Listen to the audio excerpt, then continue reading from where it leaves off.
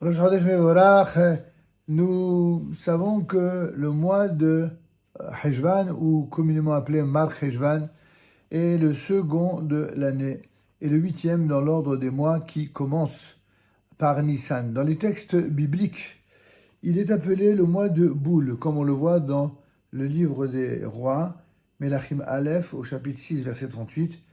Là-bas, il est dit que la 11e année, au mois de Boule, c'est-à-dire donc le 8e mois, la maison fut terminée.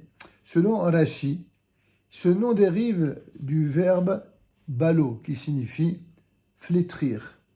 Ainsi, l'herbe se dessèche et flétrit en ce mois. Radak fait par ailleurs un rapprochement avec le mot maboul, c'est-à-dire le déluge, qui, selon l'avis de certains de nos maîtres, a commencé en ce mois de Heshvan. C'est aussi le début de la saison des pluies, comme chacun sait. Quant au nom Heshvan, il a été adopté, comme celui d'ailleurs des autres mois du calendrier hébraïque, au retour de Babylonie. Pourquoi a-t-on fait précéder ce nom du préfixe Mar, Heshvan? Le mot Mar signifie amer en hébreu, peut-être parce qu'aucune fête ni demi-fête n'est célébrée pendant ce jour-là. Ce mot Mar, qui signifie amer, est le contraire de joyeux. D'autre part, plusieurs souvenirs tristes sont attachés à ce mois de Heshvan. En effet, le 15 de ce mois, Jéroboam, premier roi du royaume du Nord, a fixé de sa propre autorité la fête de Sukkot, et ce afin d'empêcher le peuple de monter à Jérusalem, comme on le voit dans Melachim Aleph 12.32. Et en effet, quand quelqu'un se sert d'un pouvoir pour empêcher le peuple d'Israël de célébrer son Dieu, alors on sait que le peuple va au-devant de grands malheurs.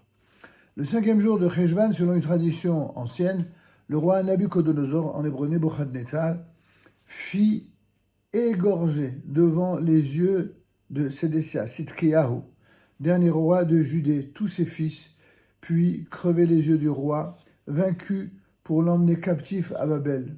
Voyez-vous, les êtres immondes et chargés de cruauté ont existé dans le passé, et aujourd'hui, la seule chose que l'on peut s'étonner, c'est non pas qu'il existe de tels êtres cruels, mais que, après 2000 ans, eh bien, certains n'ont toujours pas compris le sens et la morale voulus par Dieu dans l'histoire des hommes. Enfin, c'est dans ce mois de Heshvan, que le déluge s'abattit sur l'humanité, détruisant ce que 15 siècles d'histoire des hommes avaient vu s'épanouir, détruisant ainsi toute vie en dehors de l'arche où se trouvaient Noach et les siens. Selon une autre interprétation du mot Mar, c'est à cette époque de l'année que la nature ainsi que toutes les créatures attendent avec impatience les pluies qui seront bienfaisantes pour le sol et pour les humains. Cette explication qui est inspirée par le verset d'Isaïe au chapitre 40, verset 15, comme une goutte tombant du seau, ainsi qu'il est dit Kemar Middeli, comme une goutte qui sort du seau. Bien qu'aucune fête ni demi-fête ne tombe en Heshvan, comme on l'a déjà dit, eh bien ce mois était destiné à être fêté avec plus d'éclat que tous les autres mois au moment de l'achèvement du temple de Salomon, Shlomo HaMelech alav Shalom.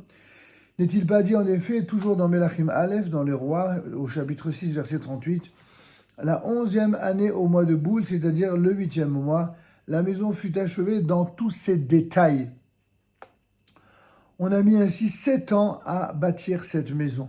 Aussi, tout Israël attendait avec impatience les festivités de la dédicace du temple en ce mois de Heshvan. Mais l'ordre de l'Éternel ne fut donné que 11 mois plus tard, c'est-à-dire le fameux mois de Tishri. Toutefois, le mois de Heshvan devait bénéficier du fait de l'achèvement du temple d'un autre bienfait. Pendant plus de 1000 ans, 1000 années, depuis l'époque lointaine du déluge, le monde tremblait chaque année à l'arrivée de la période de 40 jours, c'est-à-dire du 17 Heshvan précisément au 27 Kislev, qui fut jadis cette fameuse période dite du déluge. L'achèvement du sanctuaire de l'Éternel en ce mois de Heshvan, la 11e année du règne de Salomon, devait mettre fin à cette crainte, d'où le nom du mois de Boule donné à ce mois, Maboul sans la lettre Mem, c'est-à-dire boule avec la lettre même, quand on le dit ainsi, Maboul qui signifie déluge, et boule qui fait référence au mois de Heshvan. Voici donc ce que dit, pour terminer, le Yalkut Shimroni sur le livre des rois, à propos du retard apporté à l'inauguration du temple.